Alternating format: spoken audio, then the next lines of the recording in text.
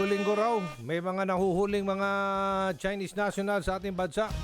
Bakit kaya? Yan ang mga katanungan ngayon. Ito, yung aking kaibigan, si NBI Director Jaime Jimmy Santiago. Director Jimmy Santiago, sir, good morning. This is your friend Erwin Tulfo and Aljo Bendijo. Live po tayo sa PTV Nationwide and sa Radyo Pilipinas. Good morning, sir. Good morning po. Sir, good morning po sa inyo at sa mga nakikinig sa atin. Oy, talagang nung makita ko po kayo ay nanunumpa, ako'y tuwan-tuwa. Sabi ko huli po tayo nagkita nasa kayo po ay judge na po noon tayong huling nagkita. Tama po ba, Direktor? Opo. Miski nung ako'y nasa polis pa, magkasama na tayo, sir. Sa SWAT. Opo, nakita ko pa ho kayo sa SWAT to responde. Anyway, sir, ang tanong po natin, parang tila simula nang sinabi ng Pangulo itigil na yung pogo na yan, halos araw-araw may hinuhuli po ang mga operatibang NBI, ang Bureau of Immigration. Ano ho ang dahilan nito? Bakit marami nang nahuhuli na Chinese nationals compared to last year and previous years, sir? Nagkataon lang po siguro yun. At ngayon nga ay mayroon kaming all-out operation against this illegal Chinese na pumapasok sa atin at nagkukumit po ng crime. Opo. Hindi naman po natin sila iniiba sa iba pang foreigner. Opo. But kundi yung mga illegal gumagawa ng kalokohan dito sa ating bansa. Opo. Ito ho ang problema, sir, ngayon. Parang nagkakalat na ho sila dito sa ating bayan. We thought all the while, nandyan lang sila tahimik, nagtatrabaho sa mga pogo. Yung pala kung ano-anong mga irregularidad, kung ano-anong mga kalukuhan, ang pinagagawa nila dito, kagaya itong mga credit card fraud, tulad ng mga illegal drugs, Director Jimmy, sir. Yes, sir. Yun nga po, yung pag-welcome natin sa kanila, yung mga legal na pumapasok dito, sinamantala po ng mga sindikato. Sinabayan po nila. Siyempre, akala natin na mga legitimate tourist, businessman sila dito, but then pala ibang pakay. Kaya nga ho ngayon, nabubuko yung mga scheme nila. Eto na, kaya mag-ingat po sila. Katulad nga po nung isang araw, yung sa bank fraud. Opo. May nag-try pa na suhulan kami ng 1.5 million. Bastos. Pina-aresto ko rin ho agad. Ay, very good. Para matuto sila. Oo, para tama. Sir, ang tanong po natin ngayon dito, baka mapuno naman ang kulungan natin. Ano bang ginagawa sa mga ito? Ito'y kinakasuhan ay kulong dito or pinapalayas na lang natin at binabalik sa China? Kung pagka sa raid namin na ang ginagawa namin, kina-counter-check agad namin kung may record dito, may pending case.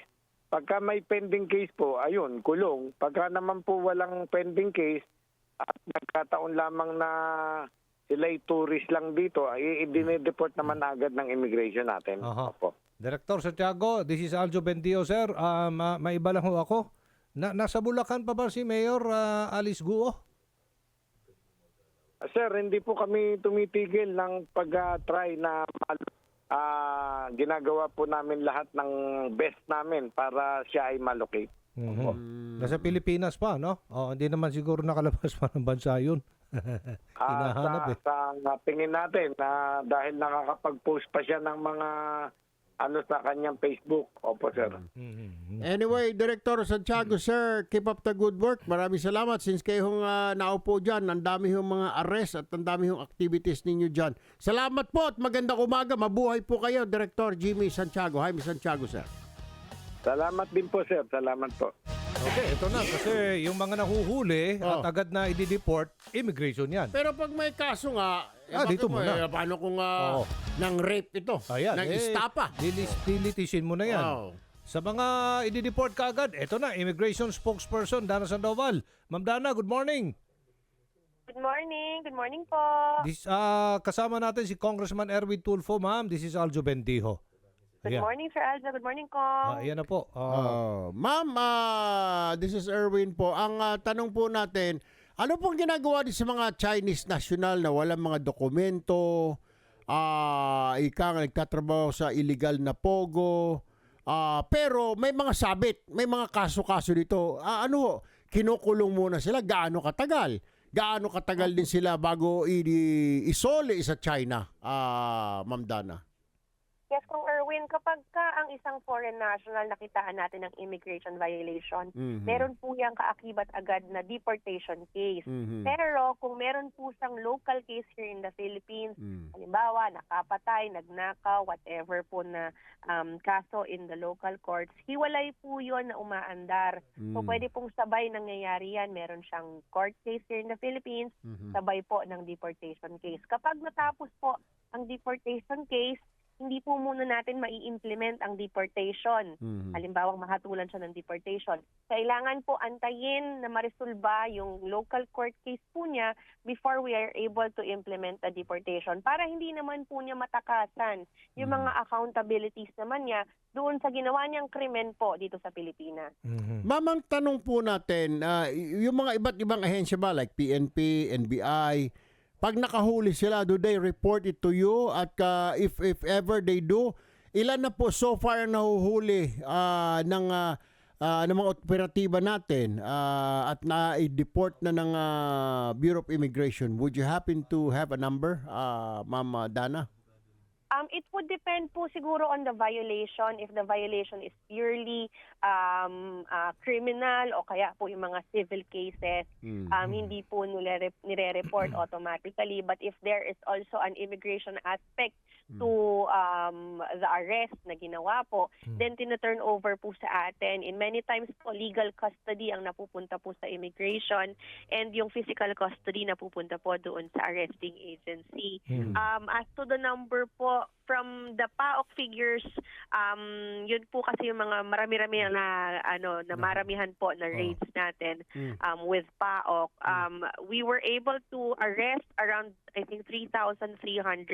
Ano ho?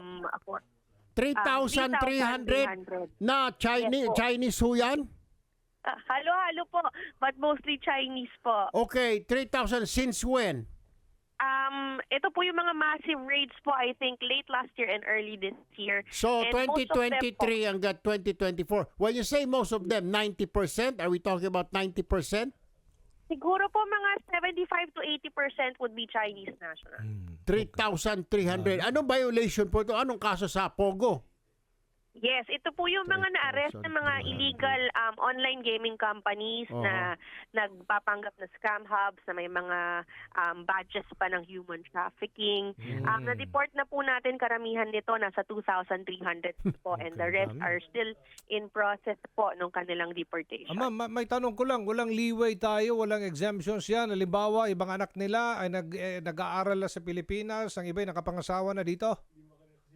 Kapag po may violation talaga. So, pati na. If they want to stay here longer, sumunod po tayo sa batas natin. Okay. So, ganun. Okay. Kailangan talaga maimbestigahan pa ito.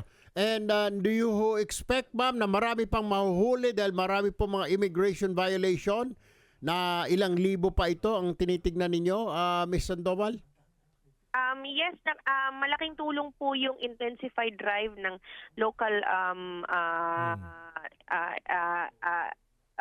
agencies po, local law enforcement agencies sa paghuli po nung iba't ibang mga violations nito. Kasi hindi lang po siya immigration side, there are also crimes that are being committed by these foreign nationals. So malaking bagay po na yung partnerships natin with local law enforcement agencies ngayon. Kaya marami-rami po talaga at massive yung mga raids natin. And we're expecting po na yung mga magpipilit na manatili po dito despite pinapalis na po natin sa bansa.